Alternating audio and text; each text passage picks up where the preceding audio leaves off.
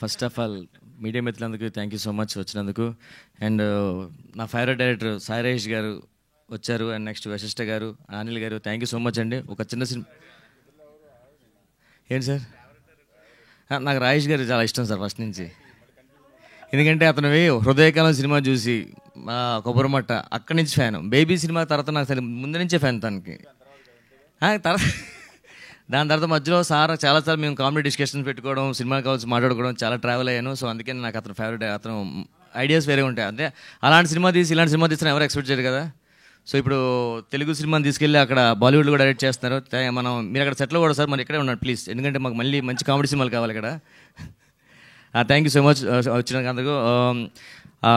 మా హీరో గారు నాకు ఎప్పటి నుంచో ఆల్మోస్ట్ నెపోలియన్ అయిన తర్వాత కలిశారు. రామప్రసాద్ గారు మధ్య కలిసి సినిమా చేయాలి సార్, ఖచ్చితంగా చేయాలని ఎప్పటి నుంచో అంటున్నారు. అని సీరియస్గానే అడిగి ఈ సినిమాకి తనే పిలిచి మీరు నాతో పాటు చేస్తున్నారంటే నాకు అవకాశం ఇచ్చారు. Thank you so much. And next